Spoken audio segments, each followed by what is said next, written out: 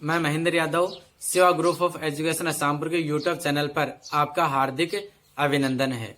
कल हमने क्षेत्रफल के बारे में जानकारी प्राप्त की थी कि क्षेत्रफल एक सदिश राशि होती है और परिपाटी के अनुसार हम क्षेत्रफल की दिशा तल के लंबवत बाहर की तरफ मानते हैं। क्यों मानते हैं, इसकी पूरी डिटेल हमने जो कल का वीडियो लेक्चर था उसमें हमने पढ़ लिया था। आज हम उससे अगला टॉपिक है विद्युत फ्लक्स, वो पढ़ेंगे और इससे रिलेटेड कुछ न्यूमेरिकल करेंगे। जैसे विद्युत फ्लक्स, इसके रिलेटेड कुछ न्यूमेरिकल कवर होते हैं। इसके बाद में अपन अगला टॉपिक है गाउस का नियम। गाउस का नियम पढ़ेंगे और जैसे ही गाउस का नियम कंप्लीट होता है उसके अनुप्रयोग पढ़ते हैं और इसी के साथ अपना जो चैप्टर है वो खत्म हो जाता है। तो अब हम अपना टॉपिक लेते हैं विद्युत फ्लक्स। इसको हम पूरा फील करने की कोशिश करेंगे कि रियलिटी में कि फ्लक्स होता क्या है।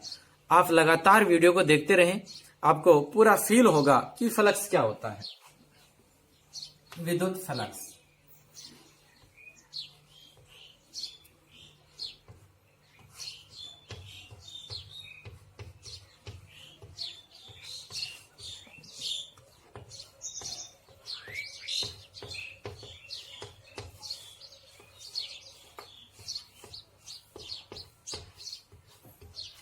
ये वाला विद्युत फ्लक्स, इलेक्ट्रिक फ्लक्स भी कहते हैं इसे। ये क्या है, अब हम विद्युत फ्लक्स पे जाने से पहले एग्जांपल लेते हैं हवा का, कि हवा का फ्लक्स हम ये पढ़ेंगे कि हवा का फ्लक्स, अगर हमें हवा का फ्लक्स समझ में आ जाता है तो फिर हम तुरंत ही समझ जाएंगे कि विद्युत का फ्लक्स क्या है। तो हवा का फ्लक्स क्या है, ये देखो कि जैसे मैं ये कहूं कि हमारा एक रूम है, कमरा है और कमरे के अंदर एक खिड़की लगी हुई है, खिड़की से हवा आती है। तो हमारे कमरे में कितनी हवा आती है, वो हवा का फ्लक्स होता है। अब इसको कैलकुलेट कैसे करते हैं, देखो हवा आ रही है तो कितनी हवा आती है वो डिपेंड करती है खिड़की के ऊपर, कि अगर खिड़की ज्यादा बड़ी होगी साइज में तो ज्यादा हवा आएगी, खिड़की की साइज अगर कम होगी तो हवा कम आएगी। तो पहला तो यहां से ये क्लियर हुआ कि जो रूम के अंदर हवा की मात्रा आती है, हवा की मात्रा, तो हवा की जो मात्रा है ये किस किस पर डिपेंड करती है। तो पहला तो है खिड़की की या खिड़की का आकार, और खिड़की का जो आकार है उसको मैं बोलूंगा क्षेत्रफल। खिड़की का क्षेत्रफल, अगर खिड़की का जो क्षेत्रफल है वो ज्यादा होगा तो हवा ज्यादा आएगी, और जो खिड़की का क्षेत्रफल कम होगा तो हमारे रूम में हवा कम आएगी। तो हवा की जो मात्रा है ये खिड़की पर डिपेंड करती है। पहला तो ये है। दूसरा कि जो कमरे में आने वाली हवा की मात्रा है वो किस पे डिपेंड करती है, तो ये देखो कि हवा है वो कौन सी दिशा में चल रही है। जैसे हम एग्जाम्पल के लिए ये लेते हैं कि ये खिड़की है और हम यहां से देख रहे हैं, तो जो ये खिड़की है ये वाली, अब जो हवा है वो, ये मेरी अंगुलियां हैं, ये हवा की दिशा को बता रही है। तो हवा अगर ऐसे जा रही है इस दिशा में तो इधर तो एक भी हवा का पार्टिकल नहीं आया, हवा की एक भी रेखा नहीं आई। अगर यही हवा ऐसे चलती तो हवा की एक रेखा अंदर आई है। अगर यही हवा ऐसे चलती इस दिशा में तो क्या सारी हवा हमारे कमरे में आ रही है। तो खिड़की के अंदर यानी हमारे जो रूम में कितनी हवा आती है वो इस पर भी निर्भर करता है कि हवा कौन सी दिशा में चल रही है। अगर हवा, खिड़की का जो ये क्षेत्रफल है, क्षेत्रफल की दिशा में ही चलेगी तो हवा ज्यादा आएगी, यानी पूरी हवा आ जाएगी अंदर। और अगर हवा खिड़की के क्षेत्रफल की दिशा में न चल करके इसके जो पृष्ठ है उसके समांतर ऐसे जाए तो इसके अंदर हवा नहीं आती है। तो हमारे कमरे में हवा का आना यह निर्भर करता है कि हवा कौन सी दिशा में चल रही है। तो हवा की जो मात्रा है कमरे में, हवा की जो मात्रा है, पहला डिपेंड करती है खिड़की के आकार पर, और दूसरा है कि हवा किस दिशा में चल रही है, हवा किस दिशा में चल रही है। ये वाला कि हवा की दिशा पे, और जहां दिशा की बात होती है कि क्षेत्रफल से इधर जा रही है इधर जा रही है, यानी वहां कोण की बात होती है, तो ये किसके ऊपर डिपेंड करती है? कोण के ऊपर निर्भर करती है कि कहीं ना कहीं थीटा का जिक्र हो रहा है। तीसरा कि अगर हवा धीरे धीरे चल रही है या हवा की स्पीड तेज है। अब यहां स्पीड तेज होने का मतलब है कि ज्यादा रेखाएं आ रही है। तो अगर हवा की जैसे 2 ही रेखाएं आ रही है यानी हवा धीरे धीरे आई है, हम उसको दैनिक जीवन में इस तरीके से बोलते हैं। हवा की 4 लाइनें आई यानी हम कहेंगे हवा बहुत तेज चल रही है। तो कमरे में डिपेंड करता है हवा की मात्रा का कि आने वाली रेखाएं 3 थी या 4 थी या 5 थी या और भी ज्यादा थी। तो जो कमरे के अंदर हवा आती है वो निर्भर करता है। तीसरा कि हवा की रेखाओं पर, हवा की रेखा कि हवा एक रेखा यानी कम आ रही है, बहुत ज्यादा हवा आ रही है यानी ज्यादा रेखाएं आ रही है, हम उसको इस तरीके से बोलते हैं। तो जो हमारे कमरे में हवा की मात्रा है वो इन 3 चीजों पे डिपेंड करती है। तो कोई हमें ये कहे कि आप हवा की मात्रा बढ़ा दो कमरे में, तो हवा की मात्रा कमरे में बढ़ाने के लिए हम क्या करते हैं? खिड़की का क्षेत्रफल बढ़ा सकते हैं। जैसे हम खिड़की के अंदर बहुत सारे ऑप्शन होते हैं ये वाले कि हम पहले एक पलड़े को खोलें, फिर दूसरे पलड़े को खोलते हैं तो ज्यादा क्षेत्रफल बढ़ गया, तीसरे पलड़े को और खोल देंगे, ज्यादा क्षेत्रफल बढ़ेगा तो ज्यादा हवा आएगी। तो अगर हमें कमरे में हवा ज्यादा चाहिए तो हम क्या करते हैं? एक ये चाहते हैं कि उसका क्षेत्रफल बढ़ा दें। दूसरा ये हो सकता है कि हवा है, हम ऐसे कोशिश करें कि खिड़की इस तरीके से लगाएं कि जो हवा है वो कंप्लीट क्षेत्र, ये जो खिड़की की दिशा में ही आए। यानी ये खिड़की है तो इस खिड़की का जो क्षेत्रफल है तल के लंबवत है बाहर, तो जो हवा है वो इस तरीके से आएगी, कंप्लीट हवा अंदर के अंदर आ जाएगी। यानी जो थीटा है वो 0 होना चाहिए, तब ज्यादा कमरे में हवा आती है। तीसरा ये है कि हवा की 2 लाइनें हैं या 4 लाइनें हैं, तो हवा की रेखाएं बढ़ा करके हम ये बढ़ा सकते हैं। तो जो हवा की मात्रा है वो इन 3 चीजों पे डिपेंड करती है, और इन तीनों चीजों से मिलने वाली जो राशि है, तीनों चीजों से मिलने वाली जो राशि है, हम उस भौतिक राशि को फ्लक्स कहते हैं। और यहां किसकी बात कर रहे हैं? हवा की। तो ये कहलाता है हवा का फ्लक्स। तो सिर्फ हम ये समझेंगे कि हवा का फ्लक्स क्या है, तो हवा की जो रेखाएं, हवा खिड़की का जो क्षेत्रफल और थीटा, इन तीनों चीजों को मिलाते हैं, कंबाइंड करते हैं, गुणा करते हैं, तो उससे जो हमें एक नई भौतिक राशि मिलती है उसको हम हवा का फ्लक्स कहते हैं। अब हवा का फ्लक्स का मीनिंग क्या है कि हवा की मात्रा, उसमें एरिया साथ में गुणा होके जरूर आ रहा है, ये हमें साथ में ध्यान रखना है। हम ये भी नहीं कह सकते कि फ्लक्स एक हवा ही है, हवा नहीं, हवा के साथ में उसका एरिया भी है। तो सिर्फ फ्लक्स के अंदर 3 क्वांटिटी है।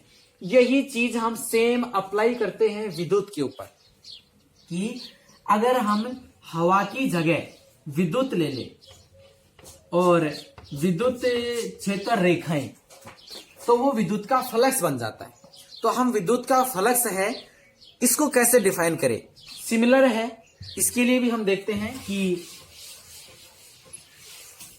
जो विद्युत का फ्लक्स है, अब मैं ये कहूं कि ये हमारे पास कोई भी एक क्षेत्रफल है, ये वाला, ये क्षेत्रफल है, पृष्ठ है, पृष्ठ का क्षेत्रफल होगा, और इसका जो पृष्ठ का क्षेत्रफल है इसको मैं एस बोलता हूं, पृष्ठ का क्षेत्रफल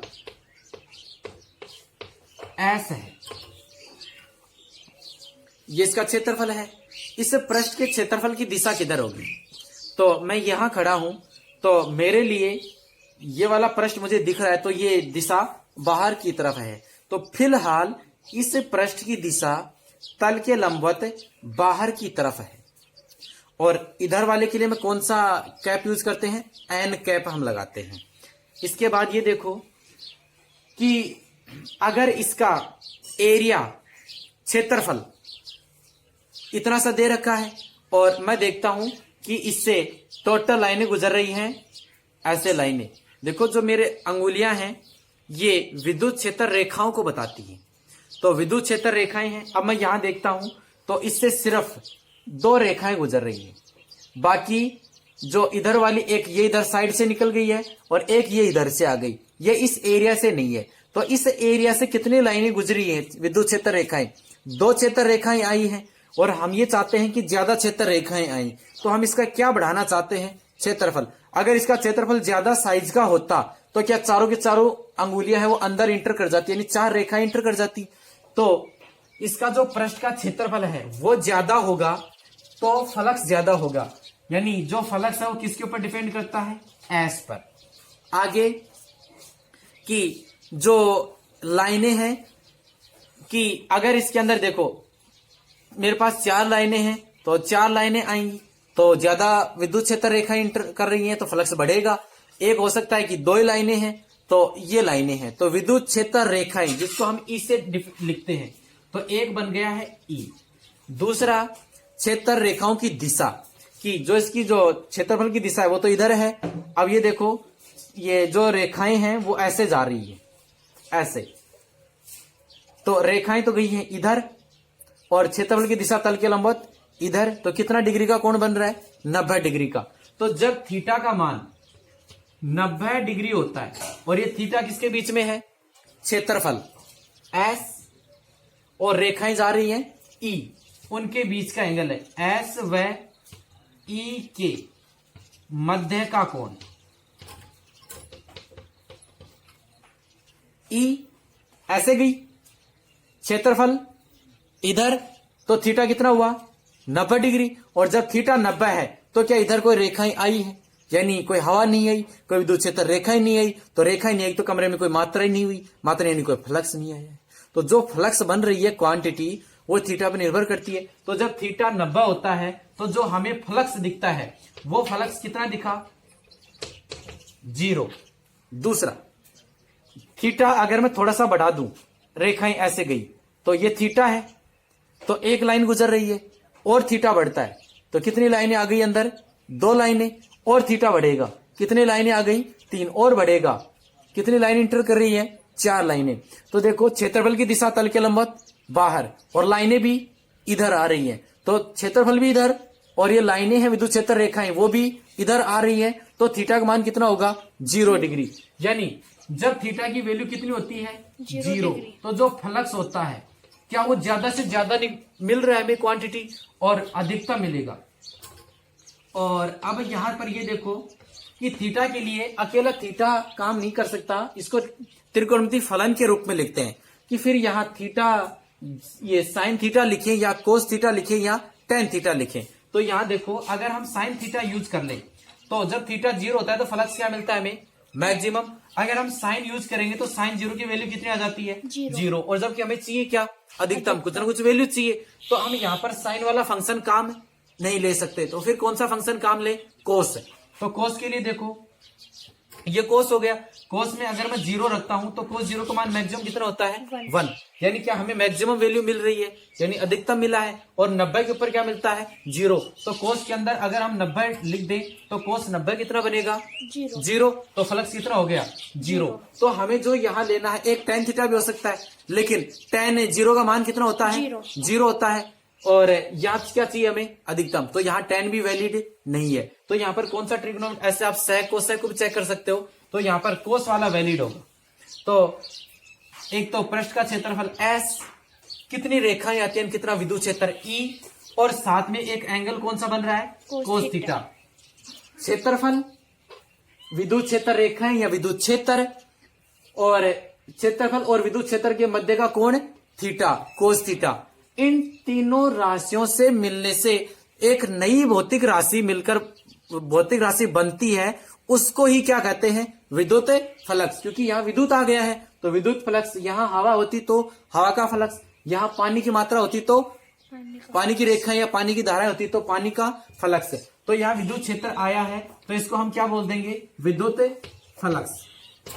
और अब देखो विद्युत फ्लक्स का भी एक सिंबल हमें दे देना चाहिए क्योंकि बहुत बार काम आता है। तो विद्युत फ्लक्स का जो सिंबल है वो फाई होता है, फ्लक्स होता है, फ्लक्स को फाई से लिखते हैं। अब ये किसका निकाल रहे हैं, विद्युत का, तो विद्युत यानी इलेक्ट्रिक का, तो इसके सब स्क्रिप्ट में क्या लिख देते हैं, ई। तो इलेक्ट्रिक फील्ड का फ्लक्स।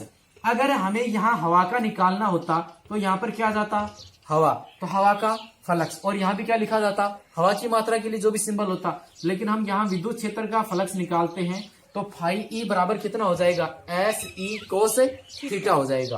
अब यहां देखो, ये जो एस ई कोस थीटा होता है, इसको हम और भी क्या लिख सकते हैं, फाई ई बराबर S vector dot E vector, और डॉट प्रोडक्ट को खोलते हैं तो एस का परिमाण, ई का परिमाण, ये तो लिखा जाता है ई का परिमाण, और एस और ई के बीच का कोण कोस थीटा, और ये क्या बन गया फाई। अब देखो डॉट प्रोडक्ट में चाहे ए डॉट बी होता है, वो किसके बराबर होता है, बी डॉट ए के बराबर, तो हम इसको ये भी लिख सकते हैं कि जो फ्लक्स है फाई ई वो किसके बराबर होता है, E vector dot S vector, चाहे तो ये कहें और चाहे तो ये कहें। तो यहां पर जो हमारी फ्लक्स की परिभाषा क्या बनती है वो देखो, तो हम इसकी परिभाषा ये दे सकते हैं, एक तो इससे पहले जो ये रिजल्ट आया था फाई ई बराबर ई एस कोस थीटा, तो देखो यहां से इसकी दो डेफिनेशन बनती है। पहली डेफिनेशन तो ये है कि विद्युत क्षेत्र, क्षेत्रफल पृष्ठ का, और विद्युत क्षेत्र और क्षेत्रफल के ये मध्य बनने वाला कोण थीटा, तो उसका जो कोस वाला त्रिकोणमितीय फलन, इन तीनों के गुणनफल से जो राशि बनती है उसको विद्युत फ्लक्स कहते हैं। दूसरी इसकी डेफिनेशन ये दे सकते हैं कि विद्युत क्षेत्र तथा क्षेत्रफल सदिश के सदिश ये अदिश गुणनफल को, फिर से सुनना, विद्युत क्षेत्र और क्षेत्रफल के अदिश गुणनफल को विद्युत फ्लक्स कहते हैं। एक इसकी डेफिनेशन ये भी बन सकती है। अब इसको हम डायग्राम की फॉर्म में और भी दिखाना चाहें तो हम इसको कैसे लिखेंगे वो देखो, कि मैं ये कहूं कि विद्युत क्षेत्र है और वो इस तरीके से जा रहा है, एक समान विद्युत क्षेत्र भी हो सकता है, असमान विद्युत क्षेत्र हो सकता है, ये हम ऐसे शो कर सकते हैं इनको। तो ये देखो, ये वाला जो एक चौक है वो एक लाइन को दिखाता है विद्युत क्षेत्र की, दूसरा चौक है विद्युत क्षेत्र की दूसरी लाइन को दिखा रहा है, तीसरा चौक है विद्युत क्षेत्र की तीसरी रेखा को दिखा रहा है। तो यहाँ पर कितनी लाइनें हैं, 3 लाइन, तो ये विद्युत क्षेत्र की लाइनें हैं या उनकी दिशा है वो इधर की तरफ हम मान लेंगे कि इधर इसकी क्षेत्रफल की दिशा हो जाएगी। अब देखो इस विद्युत क्षेत्र के अंदर ये जो 3 चौक हैं इनको मैं बोर्ड पे इस तरीके से शो करता हूं कि एक विद्युत क्षेत्र रेखा ये वाली, दूसरी विद्युत क्षेत्र रेखा ऐसे है, तीसरी तो ये ऐसे 4 5 ऐसे बहुत सारी रेखाएं हो सकती हैं। तो ये विद्युत क्षेत्र जा रहा है, इस विद्युत क्षेत्र के अंदर मैं एक कोई भी पृष्ठ रख देता हूं, और जैसे मैंने एक ये पृष्ठ लिया है ये वाला, और इस पृष्ठ को मैं ऐसे रख देता हूं, जो ये वाला दिख रहा है इधर, ये इसकी इस पृष्ठ की क्षेत्रफल की दिशा को बता रहा है। अगर मैं इसको ऐसे रखूंगा इस तरीके से, तो जो इसके क्षेत्रफल की दिशा है वो तल के लंबवत है, बाहर इधर आ रही है, तो इसका जो यूनिट वेक्टर होगा क्षेत्रफल का वो ऐसे हो जाएगा एन कैप इधर की तरफ। लेकिन मैं इसको विद्युत क्षेत्र से थोड़ा सा घुमा के रखता हूं ऐसे, तो देखो मैंने इसको ऐसे रखा है तो क्षेत्रफल की दिशा तल के लंबवत इधर की तरफ आ रही है, और जबकि विद्युत क्षेत्र इधर जा रहा है, तो देखो इनके बीच में कुछ ना कुछ एंगल बनेगा। तो इसको मैं इस तरीके से बनाऊं कि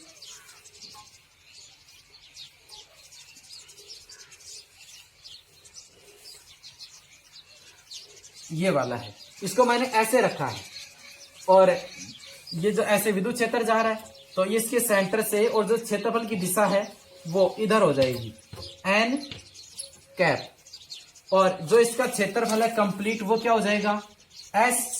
तो जो इस एरो का जो ये लंबाई है ये किसको बताती है, क्षेत्रफल को, तो एस वेक्टर। तो इसका जो एस वेक्टर है वो किधर जा रहा है, इस दिशा में ऐसे, और विद्युत क्षेत्र किधर जा रहा है, इस दिशा में। तो ये दिशा किसकी है, विद्युत क्षेत्र ई की। ई ये क्या है, एस वेक्टर। तो ई और एस के बीच में मान लेता हूं कि जो बनने वाला कोण है ये कितना है, थीटा। तो ई और एस है, इनके बीच का कोण थीटा है। ये सेम ऐसे ही है कि जो ये विद्युत क्षेत्र है वो इस तरीके से जा रहा है बाहर की तरफ, विद्युत क्षेत्र है वो तो ऐसे निकल रहा है, हम इसको ऐसे शो करें इस तरीके से जा रहा है, और जो हमने पृष्ठ को रखा है वो ऐसे टेढ़ा रखा है। तो अब यहां से देखो लाइनें हैं वो तो सीधी इधर निकलने की कोशिश कर रहे हैं, और ये है अब जो विद्युत क्षेत्र और जो ये है इसके बीच में बनने वाला ये कोण कितना है, थीटा है। अब अगर ये देखो इससे एक लाइन गुजर रही है, अगर मैं इसी को ऐसे रख देता तो इससे कितनी लाइनें गुजर जाती, तीनों की तीनों लाइनें, यानी ज्यादा लाइनें गुजरती तो ज्यादा फ्लक्स बनता। तो यहां पर जो फ्लक्स है वो फ्लक्स की हम क्या लिखेंगे, फाई ई बराबर ई, और अगर देखो ये क्या है एस, तो E vector dot S vector, या इसको हम क्या लिखें, फाई ई बराबर E S cos theta. Theta. दूसरा देखो, इधर विद्युत क्षेत्र कितना है ई, इधर क्षेत्रफल कितना है एस, तो क्षेत्रफल एस का अगर मैं इधर कंपोनेंट लूं तो देखो जिधर थीटा होता है वो वाला घटक कोस थीटा होता है, तो इधर एस है तो फिर इधर विद्युत क्षेत्र कितना हो जाएगा, एस कोस थीटा थीटा। तो विद्युत क्षेत्र ई और विद्युत क्षेत्र की दिशा में क्षेत्रफल कितना है, एस कोस थीटा। ये भी क्या बन गया है, फ्लक्स। तो विद्युत फ्लक्स की डेफिनेशन हम क्या दे सकते हैं कि विद्युत क्षेत्र ई और विद्युत क्षेत्र ई की दिशा में क्षेत्रफल एस कोस थीटा का गुणनफल भी क्या कहलाता है, विद्युत फ्लक्स। या विद्युत क्षेत्र ई और क्षेत्रफल एस का अदिश गुणनफल भी क्या कहलाता है, विद्युत फ्लक्स। तो ये विद्युत फ्लक्स की 2-3 प्रकार से हम डेफिनेशन दे सकते हैं जो आप आसानी से लिख सकते हो। तो फ्लक्स को आप अच्छे से इस तरीके से समझ के चलना। अब इसको देखो और तरीके से कैसे समझते हैं कि जैसे इसका कंप्लीट का क्षेत्रफल कितना है, एस है, और मुझे चाहिए सिर्फ इतने से पार्ट का, तो इस स्मॉल पार्ट का जो क्षेत्रफल है उसको मैं क्या कहूंगा, डीएस। अगर मुझे कंप्लीट का तो निकालना है, पर एक समाकलन मेथड से मैं क्या कैसे चलूं कि मैं एक छोटे से क्षेत्रफल का फ्लक्स निकाल लूं कि इसमें से पार्ट से कितना फ्लक्स गया, और उसका मैं क्या कर दूं, समाकलन। तो किसका आ जाएगा, कंप्लीट का फ्लक्स आ जाता है। तो जो ये स्मॉल एलिमेंट यानी क्षेत्रफल हमने मान लिया है डीएस, डीएस इधर जा रहा है, ये इधर जा रहा है, तो अब जो फ्लक्स क्या बनेगा, विद्युत क्षेत्र ई और डॉट क्षेत्रफल कितना है, डीएस। क्या यहाँ पर डीएस अल्पांश क्षेत्रफल है, और अल्पांश क्षेत्रफल है तो इसका फ्लक्स भी क्या होगा, अल्पांश ही होगा। तो हम यहाँ पर क्या लिख देंगे, फाई तो कुल फ्लक्स, और हमें क्या चाहिए, अल्पांश, तो ये, और ये यहाँ पर क्या लगेगा ई, कि विद्युत क्षेत्र विद्युत फ्लक्स है लेकिन अल्पांश विद्युत फ्लक्स है, ये अल्पांश क्षेत्रफल आया है। अब हमें कंप्लीट का फ्लक्स चाहिए कि पूरे पृष्ठ से कितना फ्लक्स निकल रहा है, तो हमें क्या करना चाहिए, समाकलन का चिन्ह लगाना चाहिए। तो मुझे कंप्लीट का लगाना है, देखो स्मॉल का तो डी फाई ई, और संपूर्ण पृष्ठ के लिए पारित फ्लक्स कितना होगा, समाकलन E vector dot DS vector. तो ये इसका फ्लक्स आ जाएगा इस तरीके से। तो फ्लक्स का ये फॉर्मूला भी ठीक है और ये वाला भी ठीक है। अब आगे इसमें ये देखो कि ये पृष्ठ खुला है या बंद। जो हमने पिछली क्लास में पढ़ा था कि पृष्ठ के अंदर अगर आयतन है तब तो बंद पृष्ठ होता है, और आयतन परिबद्ध नहीं है तो वो खुला पृष्ठ होता है। तो हमने ये सिर्फ एक ऐसा आयत रूप में माना है, तो इसका अंदर आयतन नहीं है, आयतन नहीं है तो कैसा पृष्ठ होगा, खुला पृष्ठ। इसीलिए तो हमने यहाँ पर रिंग नहीं लगाया। अगर यही कोई बंद पृष्ठ होता, ऐसे कुछ इसकी मोटाई होती और इस तरीके से, तो मोटाई होती तो इसके अंदर क्या आ जाता, आयतन, और आयतन होता तब हम यहाँ पर समाकलन करते तो हम यहाँ पर क्या लगा देते, रिंग। तो फिर से ध्यान देना, बंद पृष्ठ के लिए अगर फ्लक्स निकालना है तो क्या लगेगा, रिंग। तो मैं यहाँ इसको लिख देता हूं कि ई वेक्टर डॉट डीएस, ये क्या चीज है, फ्लक्स है, और ये हो जाएगा बंद पृष्ठ से पारित फ्लक्स।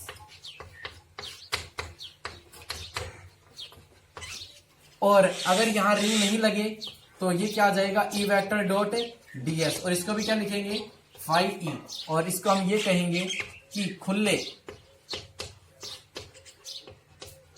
पृष्ठ से पारित फ्लक्स, ये हो जाएगा डीएस वेक्टर। और यहाँ ये वेक्टर हमें और लगाना चाहिए साथ में। अब इसके लिए देखो फ्लक्स का फॉर्मूला हमें याद रखना है, डी फाई ई बराबर ई डॉट डीएस। बहुत जरूरी है, ध्यान देना, बहुत जगह मिस्टेक होती है कि यहाँ डीएस लिख देते हैं और यहाँ फिर फाई ई लिखते हैं, ये गलत होता है। अगर यहाँ अल्पांश पृष्ठ की बात कर रहे हैं तो फिर जो फ्लक्स होगा ये भी क्या होगा, अल्पांश ही होगा। अगर यहाँ पर केवल एस होता है तो यहाँ पर भी क्या होगा, फाई ई। तो यहाँ डीएस लिखा है तो यहाँ डी फाई ई लिखा जाएगा।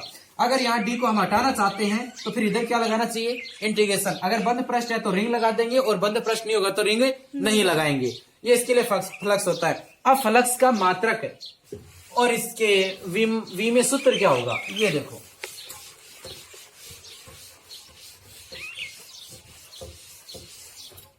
तो इसका जो सूत्र आया है फ्लक्स का वो कितना होता है, ई एस, ये फाई ई बराबर कितना होता है, ई एस कोस थीटा, ये होता है। या फिर हम इसको ये लिख रहे थे अभी कि फाई ई बराबर E vector dot DS vector. या इसको ऐसे लिखे कि डी फाई ई बराबर E vector dot DS vector. या इसको हम ऐसे यहाँ पर ये लिखें कि डी फाई ई बराबर ई डीएस और कोस थीटा। जो तुम्हारी मर्जी है वो काम लो और सिचुएशन को देखते हुए ये हम लिख सकते हैं। और बंद पृष्ठ होगा तो रिंग का। अब इसका जो इसके मात्रक क्या होंगे वो देखो, मात्रक हमें देख रहे हैं। ये विद्युत क्षेत्र है और विद्युत क्षेत्र का मात्रक क्या होता है, हमने पढ़ा था विद्युत क्षेत्र ई बराबर होता है एफ अपॉन क्यू। और एफ क्या था, बल, और यहां पर क्यू क्या है, आवेश। तो मात्रक लिखना है तो ई का मात्रक, बल का मात्रक न्यूटन और आवेश का मात्रक कूलाम। तो इसका मात्रक हो जाएगा न्यूटन पर कूलाम। ई का मात्रक हमने लिख दिया है। एस क्या है, क्षेत्रफल। तो यहां क्षेत्रफल का मात्रक क्या हो जाएगा, मीटर स्क्वायर। और जो कोस थीटा है, थीटा का मात्रक रेडियन होता है। लेकिन अगर थीटा को कोस में रख देते हैं तो जो वैल्यू आती है उसका कोई भी मात्रक नहीं होता। जैसे मैं ये कहूं कि पाई रेडियन में है, लेकिन साइन पाई की वैल्यू कितनी होती है, 0, और साइन पाई 0 होता है। या मैं ऐसे कहूं कि साइन 90 तो पाई/2 ये रेडियन में है।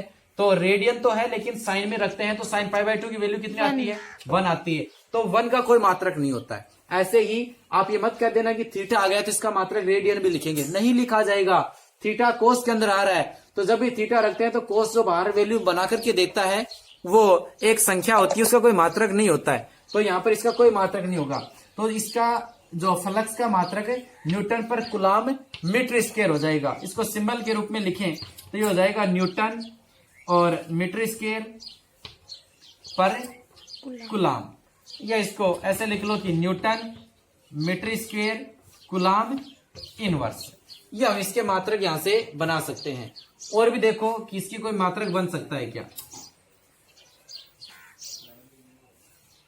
अब यहां जो फ्लक्स है, फ्लक्स का मात्रक हम वोल्ट के रूप में भी बना सकते हैं।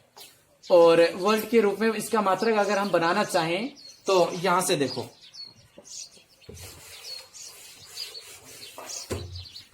इसका मात्रक यहां जो हमारे पास ये आ रहा है न्यूटन पर, ये मीटर स्क्वायर पर कूलाम आ रहा है। तो यहां पर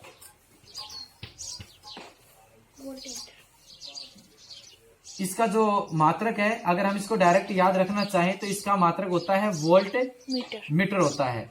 या फिर इसको हम कैलकुलेट करके निकालना चाहें कि वोल्ट मीटर कैसे आएगा तो यहां देखो, जो न्यूटन है और न्यूटन को अगर मीटर से मल्टीप्लाई करते हैं, न्यूटन इंटू मीटर, और इधर ये क्या बच गया, नीचे कूलाम है और इधर 1 मीटर और बच गया है। फिर से देखो, न्यूटन मीटर स्क्वायर था, 1 मीटर को इसके साथ लिख दिया, 1 मीटर को अलग से छोड़ दिया है, बटे में कूलाम।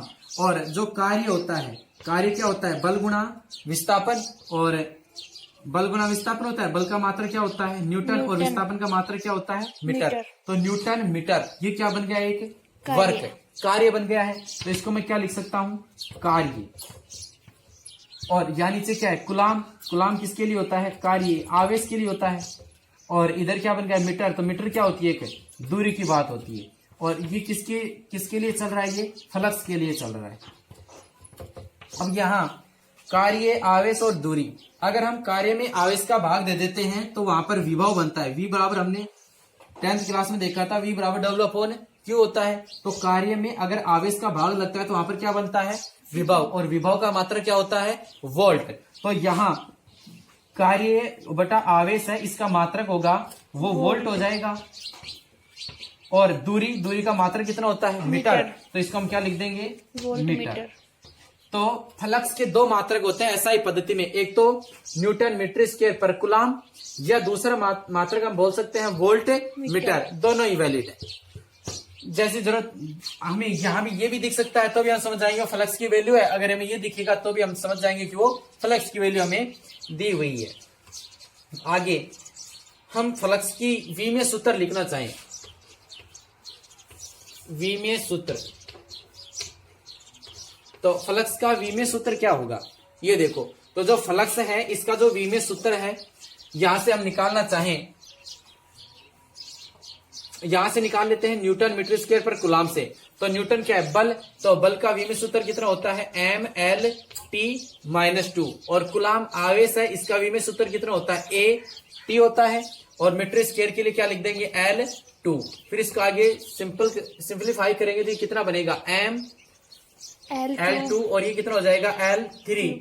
t नीचे 1 है, ऊपर आएगा -1, और -2 कितना हो जाएगा? -3, और a नीचे +1 है, ऊपर आएगा तो -1 हो जाएगा। तो जो ये वी में सूत्र है ये किसका आ रहा है? फ्लक्स का। तो विद्युत फ्लक्स का ये वी में सूत्र होता है, ये इसका मात्रक होता है, इसके फॉर्मूला होता है, डेफिनेशन इनका अदिश गुणनफल होता है, वो हम दे सकते हैं वहां से। तो ये हमारा यहाँ से विद्युत फ्लक्स का टॉपिक कंप्लीट होता है। अब हम इसका 2-3 न्यूमेरिकल करेंगे, वहां से हमें ये और भी अच्छे से क्लियर हो जाएगा विद्युत फ्लक्स के लिए। तो इसके लिए क्वेश्चन,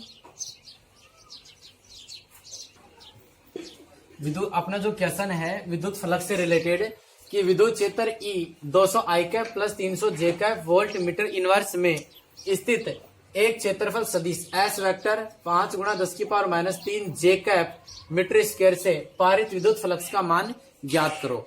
क्वेश्चन वाला ये कह रहा है कि आपको विद्युत क्षेत्र दिया हुआ है, और ये विद्युत क्षेत्र I कैप दिशा में और J कैप दोनों ही दिशाओं में जा रहा है। इस विद्युत क्षेत्र के अंदर हम एक क्षेत्रफल को रख देते हैं, और उस क्षेत्रफल की जो दिशा है वो J कैप डायरेक्शन में है। तब ये कह रहा है कि उससे पारित कुल विद्युत फ्लक्स कितना होगा। यानी हम इसको सोल्व करते हैं, तो पहले देखो दिया हुआ क्या है। हमें दिया है कि E वेक्टर है, उसकी value 200 I cap plus 300 J cap, और हमें S वेक्टर दिया गया है 5 × 10⁻³ J कैप। अब यहाँ देखो, हम इसके फ्लक्स निकालना है, तो जो फ्लक्स का फॉर्मूला है वो हम जानते हैं कि फाई बराबर आया था, एक तो E S कोस थीटा था, एक ये भी हो सकता है कि फाई बराबर E vector dot S vector.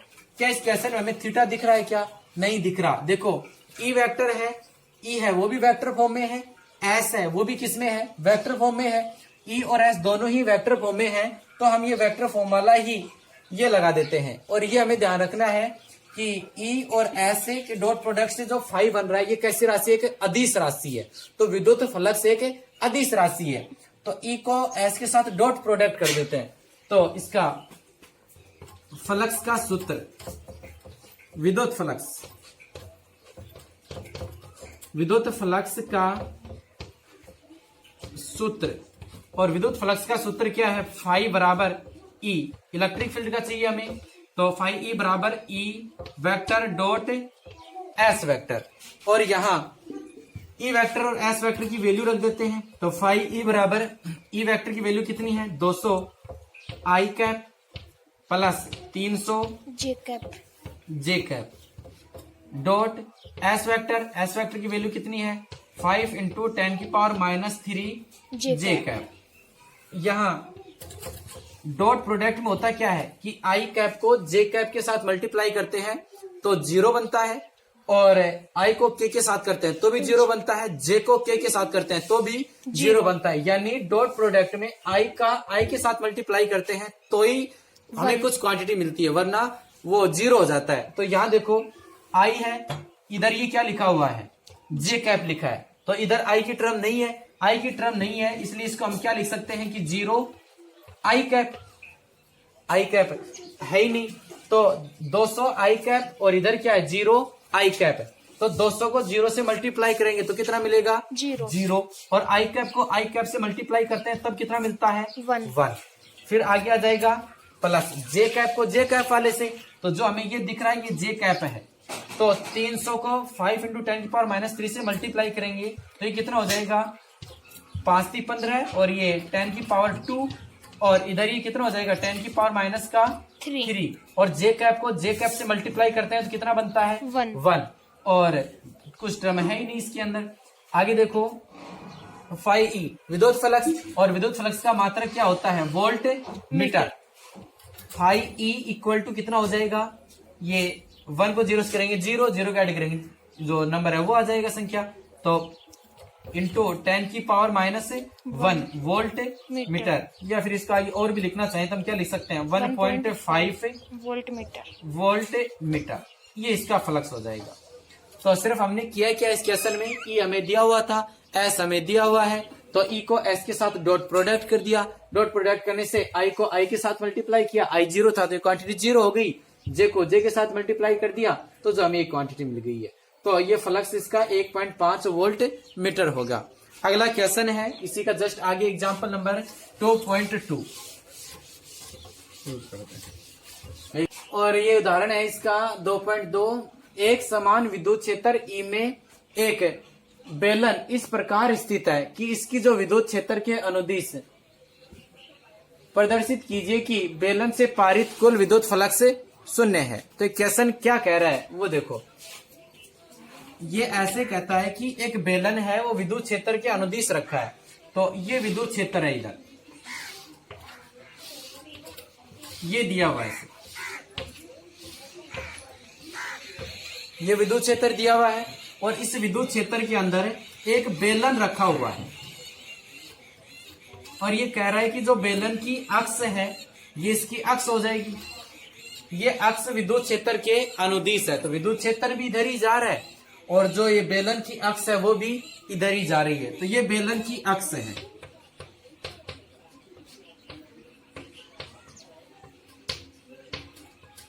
ये बेलन की अक्ष है। अब हमें इस बेलन से पारित कुल फ्लक्स निकालना है कि कुल फ्लक्स कितना होगा। तो वही हमने इससे पहले पिछली क्लास में देखा था कि हम एक क्षेत्रफल अल्पांश से फ्लक्स निकाल लेते हैं, फिर समाकलन करके कंप्लीट का निकालते हैं। तो यहाँ पर देखो इसका एक तो ये वाला जो पार्ट है ये तो क्या इसका वक्र पृष्ठ है, एक इधर वाला ये क्या है राइट सर्किल है या राइट वाला जो इधर का वृत्त है, और ये कौन सा है लेफ्ट वृत्त, ये वाला है। और इसकी त्रिज्या r है, इसकी त्रिज्या r, सेम त्रिज्या है दोनों की, और ये इसका वक्र पृष्ठ दे रखा है। अब हम क्या करते हैं, जो बेलन की अक्ष है यहाँ इसका सेंटर पॉइंट है, जो अक्ष है इसके सेंटर से जा रही है। अब यहां देखो हम इसका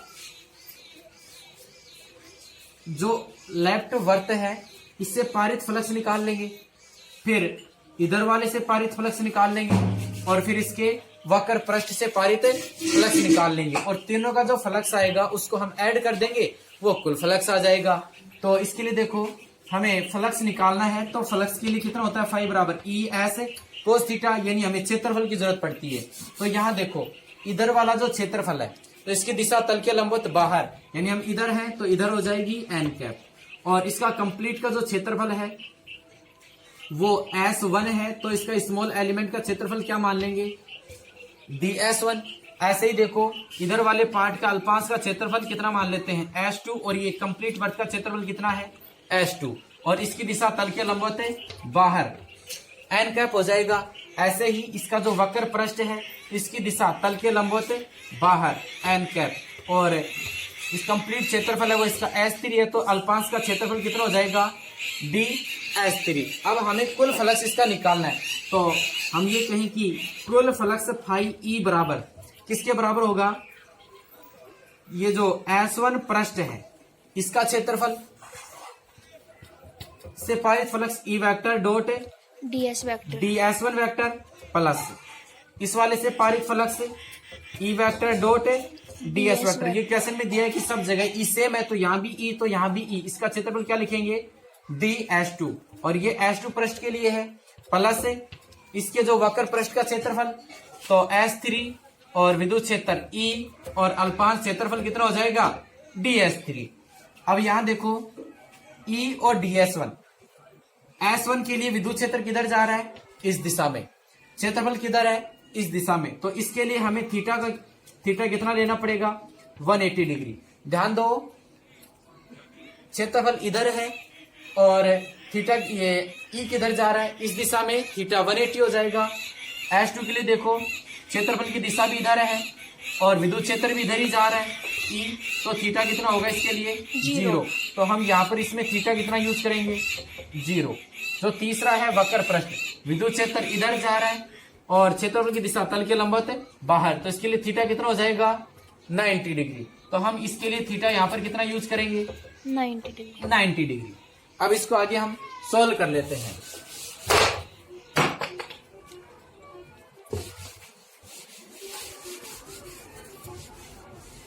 यहां देखो इसके अंदर फाई ई इक्वल टू, इसको लिखेंगे ई डी एस 1 कोस 180 प्लस ई डी एस 2 कोस 0 प्लस ई डी एस 3 कोस 90। कोस 90 की वैल्यू कितनी होती है, 0। तो ये टर्म तो 0 हो जाएगी। इधर देखो फाई ई बराबर समाकलन ई डी एस 1, कोस 180 का मान कितना होता है, -1, तो बाहर माइनस आ जाएगा, प्लस समाकलन ई डी एस 2, कोस 0 का मान कितना होता है, 1, तो ये हो जाएगा। इसके आगे जो हमने अभी ये बेलन बनाया था इधर ये वाला, इसके लिए हमने ये इधर वाले की त्रिज्या भी r थी और सेम इसकी त्रिज्या कितनी थी, r, तो इसका जो क्षेत्रफल S1 होगा वो कितना हो जाएगा, पाई आर स्क्वायर। इसका जो क्षेत्रफल होगा S2 वो भी कितना हो जाएगा, पाई आर स्क्वायर। तो ये दोनों इक्वल है, तो इन दोनों का नाम क्या ले सकते हैं, S दे देते हैं। S1 बराबर S2 और वो किसके बराबर है, S के। यहाँ देखो फाई ई बराबर माइनस ई डी एस 1 और इधर क्या हो जाएगा E और ये क्या हो जाएगा, DS2।